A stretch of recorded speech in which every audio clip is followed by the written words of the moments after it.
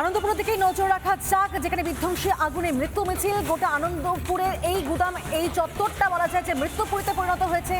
ধ্বংসস্তূপ থেকে উদ্ধার করা হয়েছে 8টি দেহ। আমরা গতকালই দেখেছিলাম যে সে বিশাল গুদামের বাইরে উপস্থিত ব্যাকুল জনতা, তারা দাবি করেছিল যে অগ্নিকাণ্ডের রাতে সেখানে অন্তত 30 জনের বেশি কর্মী ছিল। আর প্রথমে 3 জন কর্মীর মৃত্যুর খবর জানা গেল, পরে তা বেড়ে হয় 8। এই ধ্বংসস্তূপ থেকে উদ্ধার হয়েছে 8 জনের দেহ, কিন্তু শনাক্ত করা যাচ্ছে না দেহগুলি। আজ উদ্ধার হওয়া দেহের সেখানে ডিএনএ টেস্ট হবে, ঘটনাস্থল থেকে সংগ্রহ করা হবে নমুনা। কিন্তু একইভাবে একেবারে সকাল সকাল রিপাবলিক বাংলা একবার ঠিক সকাল 6টার খবরে দেখিয়েছে আপনাদেরকে, এখনো পর্যন্ত সেখানে আগুন জ্বলছে।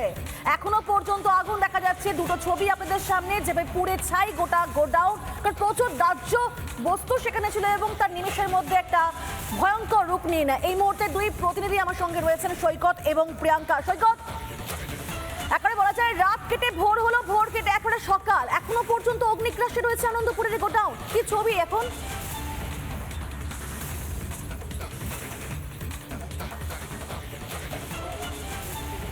দেখো, 27 থেকে পেরিয়ে 28 ঘন্টা অতিক্রান্ত হতে চললো, এখনো পর্যন্ত কিন্তু আগুন জ্বলে উঠছে।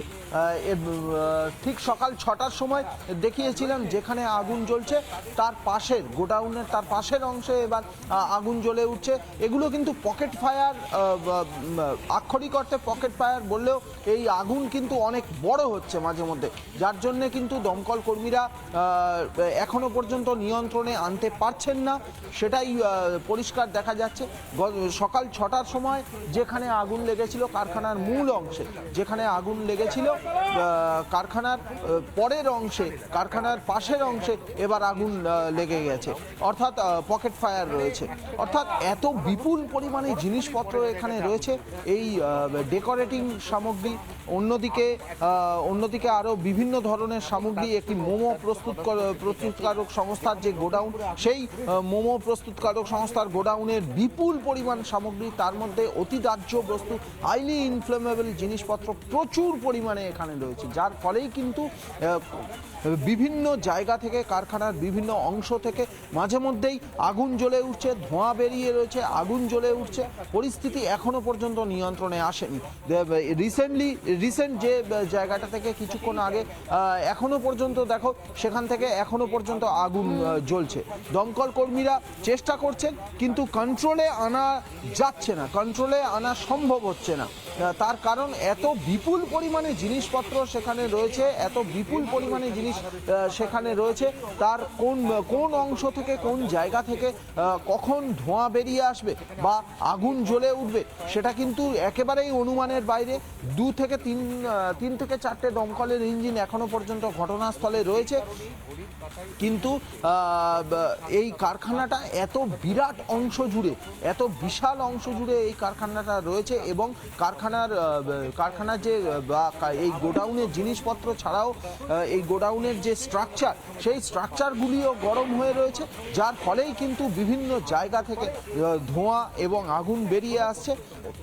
এই মুহূর্তে কারখানার সাইডের অংশে, পাশের অংশে, মূল অংশের পাশের অংশের একটি জায়গায় আগুন জ্বলে উঠছে, মাঝে মধ্যেই আগুন জ্বলছে। দমকল কর্মীরা চেষ্টা করছেন, কন্টিনিউ সেখানে জল দেওয়ার চেষ্টা করছেন, নিয়ন্ত্রণে আনার চেষ্টা করছেন, কিন্তু অল ওভার বলতে গেলে, সামগ্রিকভাবে বলতে গেলে 28 ঘন্টা অতিক্রান্ত হতে চলল, এখনো পর্যন্ত সম্পূর্ণ নিয়ন্ত্রণে আসেনি এই আনন্দপুরের অগ্নিকাণ্ড।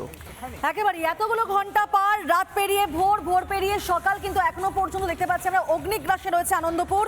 আর সেখানে হয়তো ইঞ্জিনের সংখ্যা কমেছে, কিন্তু দমকলের আধিকারিকরা লাগাতার সেখান থেকে যাওয়া আসা করছেন, ছোটাচ্ছে জলের ফোয়ারা। প্রিয়াঙ্কা রয়েছেন আমাদের সঙ্গে। প্রিয়াঙ্কা, আমরা গতকাল বারবার দেখেছি যুদ্ধকালীন পরিস্থিতিতে দমকলের আধিকারিকরা আগুন নেভানোর চেষ্টা করছেন, কিন্তু এই আগুনের লেলিহান শিখাকে নেভাতে তারা বারবার ব্যর্থ হয়েছে।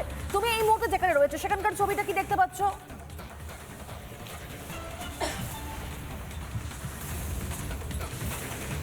একেবারেই দেখো পিউ, আমার ভিডিও জার্নালিস্ট আলী হোসেন যেই ছবিটা এই মুহূর্তে তুলে ধরছে, ঠিক যেখানে আগুনের কালকে যেই দৃশ্য আমরা দেখেছিলাম, যেখানে দাউ দাউ করে আগুন জ্বলছিল, সেই যৌতুকগৃহের সামনে এই মুহূর্তে আমি রয়েছি এবং আমার ভিডিও জার্নালিস্ট সেই ছবি তুলে ধরছে।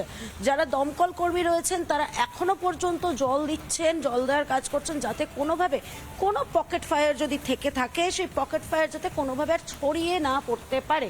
কারণ যেই ছবি এখন দেখা যাচ্ছে সমস্ত কিছু তছনছ হয়ে গেছে, বিভিন্ন জায়গা থেকে এখনো ধোঁয়া উঠছে এবং শুধু তাই না, সমস্ত কিছু জ্বলে পুড়ে ছাই হয়ে গেছে। সামনে একটা বাইকও রাখা আছে, বাইকটা যদি একটু আমার ভিডিও জার্নালিস্ট যদি একটু জুম করে দেখায়, দেখা যাবে পিউ এই বাইকটা কিন্তু পুরোপুরি জ্বলেনি, পুরো আগুন এই বাইকটা অব্দি আসেনি। তবে যেই ক্ষয়ক্ষতি বাইকটার হয়েছে তা কিন্তু এক প্রকার বলা যেতে পারে তাপে, সেই কারণে বাইকটার যে ক্ষয়ক্ষতি তার সম্পূর্ণ তাপের কারণে। তার মানে কতটা পরিমাণে তা আগুনের তাপ থাকলে বাইকের এই অনুযায়ী ক্ষয়ক্ষতি হতে পারে। তবে যারা দমকল কর্মী রয়েছেন তাদের তরফ থেকে তারা কাজ করছেন, জল এখনো পর্যন্ত ক্রমাগত জল দেওয়া চলছে। আমার অপর প্রতিনিধি সৈকত যেরকম দেখাচ্ছিল যে আগুন এখনো জ্বলছে এবং সেই ক্ষেত্রে কোনোভাবে যাতে এই অংশে আর নতুন করে আগুন ছড়িয়ে না পড়তে পারে সেই প্রচেষ্টাই চালানো হচ্ছে দমকল কর্মীদের তরফ থেকে। তবে দমকল কর্মীরা যে প্রচেষ্টা করছেন প্রায় 28 ঘন্টা হতে চলো। দাদা, এখানের আগুনের এই মুহূর্তে কি অবস্থা? প্রায় নেমে গেছে, প্রায় নিভে গেছে, কিছু প্রায় নিভে গেছেন বলে তাদের বক্তব্য দমকল কর্মীদের। এবং সেই ক্ষেত্রে দমকল কর্মীরা তো যেটা বলছিলাম পিউ, দমকল কর্মীরা তো কাজ করছেন, তবে দমকল মন্ত্রী তিনি কোথায়? দমকল মন্ত্রী এক প্রকার নিখোঁজ, তাকে খুঁজে পাওয়া যাচ্ছে না। মুখ্যমন্ত্রী তিনি আসতে পারলেন না, প্রায় 28 ঘন্টা হতে চললো, তিনি এখনো পর্যন্ত আসতে পারলেন না। এতগুলো মানুষের প্রাণ চলে গেল, এখনো এই যে ওয়্যারহাউস, এই ওয়্যারহাউসের ভেতরে কেউ নিখোঁজ যারা, তাদের মধ্যে কেউ এই ওয়্যারহাউসের ভেতরে রয়েছেন কিনা আমরা কেউ জানি না। এমনকি দমকল কর্মীরাও এখনো পর্যন্ত তেমন কোনো তথ্য দিতে পারেননি, কারণ যতক্ষণ না পর্যন্ত সম্পূর্ণ আগুন নিভছে, কুলিং প্রসেস শেষ হচ্ছে, তল্লাশি চালানো এক প্রকার সম্ভব নয়। তো সেই ক্ষেত্রে কারোর তরফ থেকে আসার কোনো রকম সময় হলো না।